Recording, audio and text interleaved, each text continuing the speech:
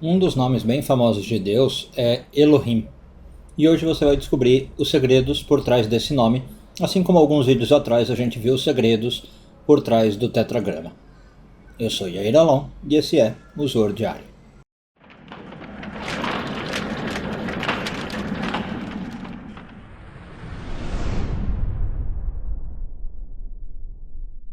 Essa semana, continuamos a ler a porção de Vairá. Vamos focar nos parágrafos de 7 a 9 do Zohar. O Zohar ensina para nós que o nome de Deus Elohim, que talvez seja um dos mais famosos, aliás, é um nome ligado a Gevurah. Um nome, portanto, ligado, tradução, grosso modo, julgamento.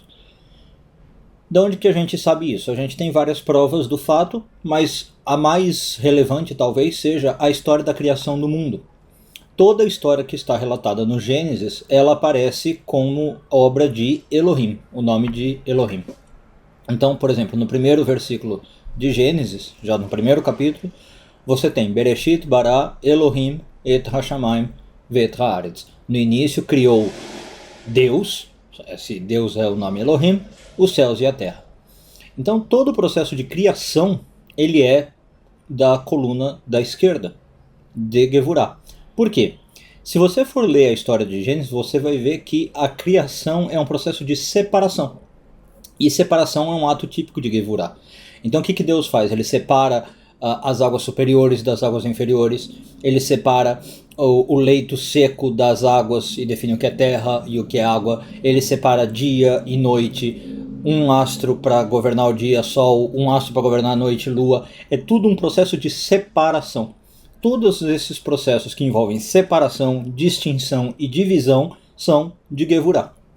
A gente falou, por exemplo, que quando Moisés abriu o Mar Vermelho, ele estava usando nomes de Gevurah, certo? Para separar o Mar Vermelho. Bom, e aí uma coisa bem interessante é que nos atos da criação, o que a gente chama em hebraico de Maaseh Bereshit, aparecem exatamente 10 vezes o nome Elohim. 10 vezes Deus cria alguma coisa e fala que aquela coisa foi boa, 10 vezes. Por que isso? O Zohar explica que são, claro, as 10 Sfirot. Ou seja, Deus está criando ali toda a realidade espiritual, todas as 10 Sfirot. A gente acha que é uma criação física, mas não necessariamente. Ele está se referindo a coisas espirituais. Quando ele cria céus, por exemplo, é Tiferet. Quando ele cria águas inferiores, é Yesod. E aí é o aspecto de Gevurah em cada uma dessas Sfirot que está sendo ativado. Então por isso que sempre o nome Elohim aparece, porque é o aspecto de Gevurah. Então 10 vezes aparece o nome Elohim, porque nós temos 10 aspectos da criação, 10 emanações, surgindo, todas elas de algum modo ligado a Gevurah, que é o aspecto de Deus que cria, é o aspecto de Deus que precisa produzir isso. Para encerrar, a maior prova de que o nome Elohim é Gevurah, diz o Zohar, é a criação da alma posta no corpo. Quando acaba o processo de criação no Gênesis, a gente vê que Deus cria então o homem do barro, a partir do barro, e insere nele a alma. Essa é para o Zohar a prova mais contundente de que é um processo de Gevurah. Por quê? Você está forçando a alma a ficar no corpo. A Kabbalah ensina que para a alma é um sofrimento muito grande ela ficar limitada pelo corpo. Você imagina a alma na sua sublime, como ela é sublime, como ela pode ir para qualquer lugar e vagar pelo mundo, não é?